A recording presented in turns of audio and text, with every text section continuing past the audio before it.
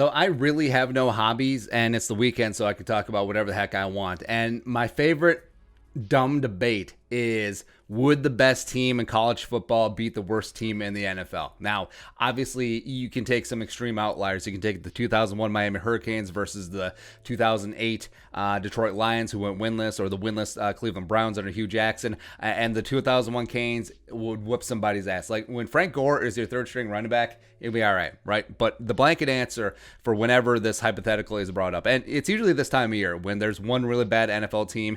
This year it is the 2020 Jets, or if there's one dominant college football team, last year the 2019 LSU Tigers. But the blanket answer is always, well, the NFL players are grown men and the best players in the world, and they would just manhandle the college team. It would be like 77-0, bro. So, a couple things. Number one, blanket answers are stupid. Number two, where do you think the NFL players come from? Like, do you think they just they just sprout from trees? Like, they just grow on trees? Like, oh, it's NFL season. Oh, better just get our future NFL players. No, they come from college. Like Tristan Wirfs, Chase Young, Justin Jefferson, all doing damn well this season.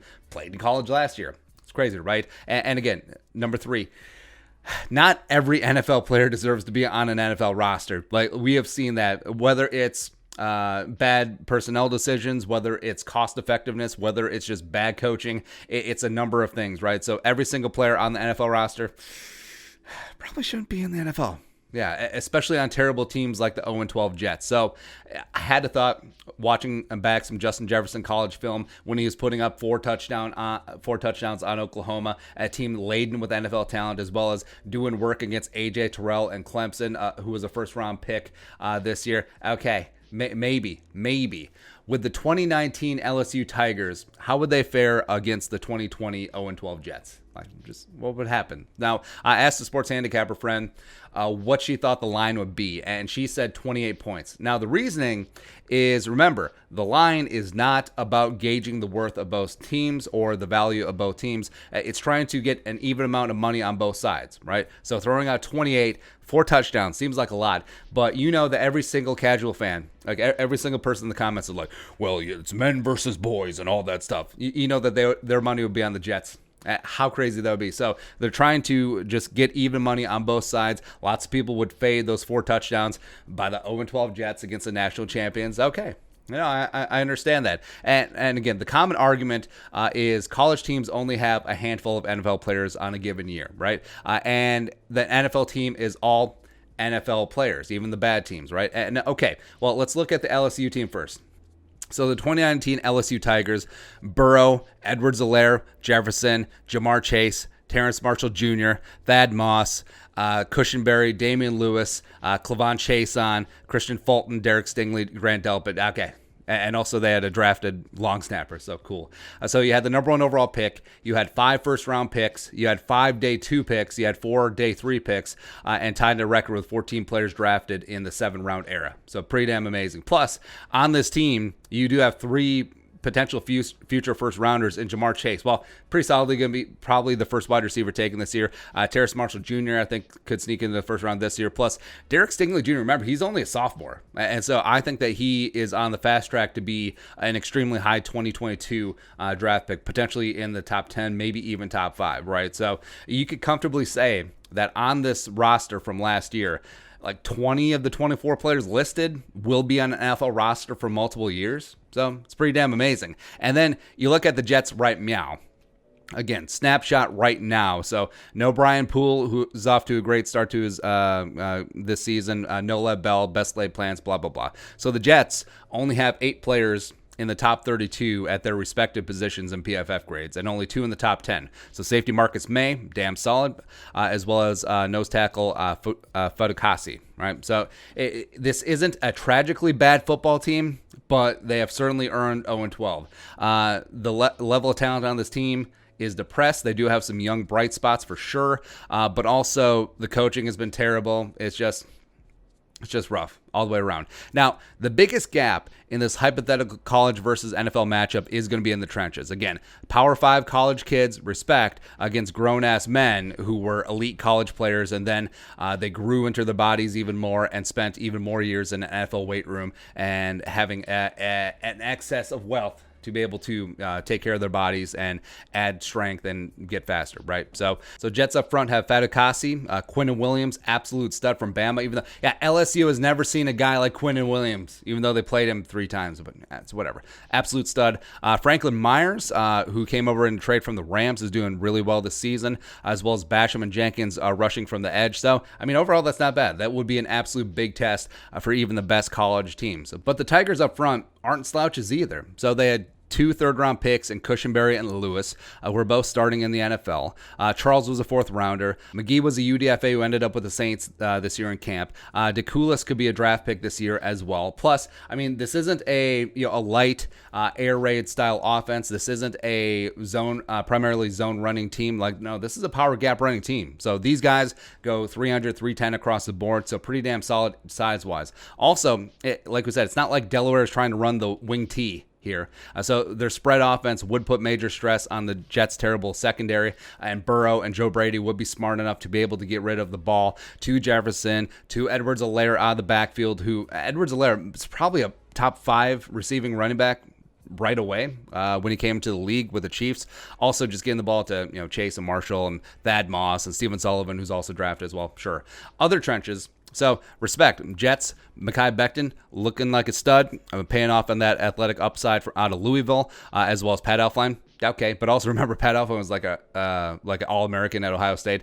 Connor McGovern's been solid. Greg Van Roten is a stud, as well as George Fant, the converted basketball player, former Seattle Seahawks, sure. And then LSU with Lawrence and Faco and Logan averaging 320 pounds across the board. I mean, they're not going to be a pushover. Also, remember they rotated in Tyler Shelvin, who is 365 pounds if he's an ounce, and could be in the day 2 plus conversation this year as a 2-down nose tackle. So respect. It's going to be hard to move him. And Clavon Chason, 1st-round pick. Patrick Queen, 1st-round pick, as well as Jacob Phillips, tackling machine, 3rd-rounder for the Browns, as well as Michael Divinity Jr., who a lot of people thought should have been drafted, but just never really got the love and spent a cup of coffee and a couple camps. But yeah, so it's not as overwhelming a matchup as you think. So it's not like the Jets offensive line would just be able to jam it down the LSU Tigers throat with Ty Johnson or the Frank Gore, the inconvenient truth. It ain't gonna happen.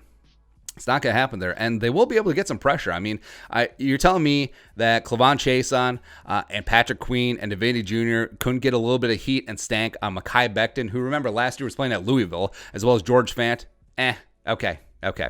Plus, then you look at weapons versus DBs, and again, you are telling me that just because Lamar Jackson and Bryce Hall and Ashton Davis, all rookies, a UDFA 5th-round pick and 3rd-round pick, respectively, they would absolutely shut down Justin friggin' Jefferson and Jamar friggin' Chase and Terrace friggin' Marshall just because they are on an NFL roster. That is what you're telling me. I mean, which side would you put your money on? In just straight coverage.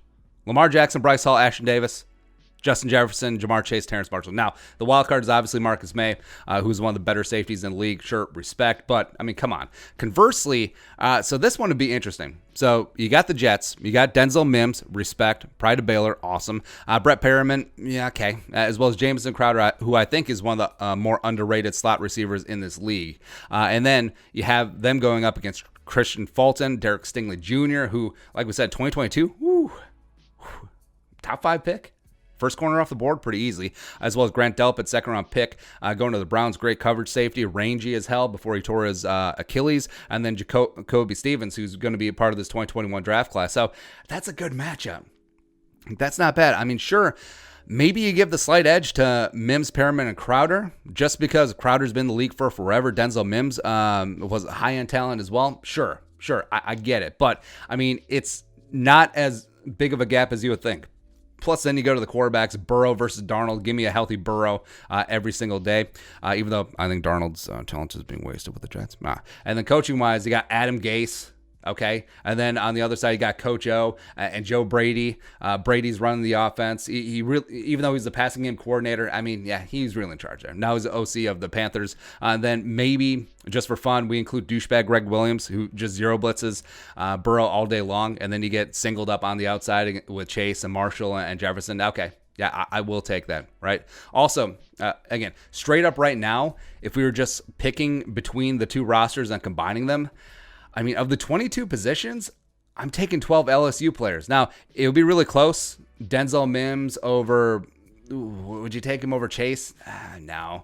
So if we're breaking that down position by position, I'm taking more LSU players right now than Jets. And this would actually be a good, fun team. Like, this team may be able to go 7-9. I don't know. But bottom line, does any of this matter?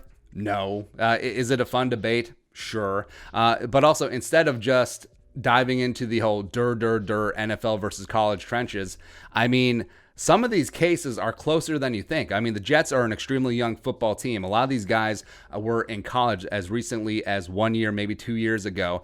So you have an extremely young NFL team. You had an extremely high-end, revved up, ready to go NFL caliber college team that just blew through the big bad SEC West as well as the college football playoff.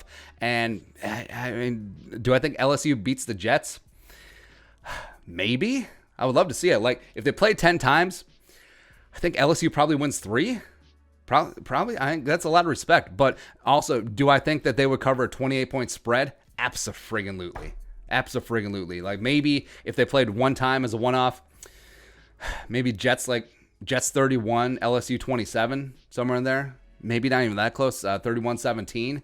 But yeah, give me those 4 touchdowns. Give me that, baby. Shut up and take my money. But yeah.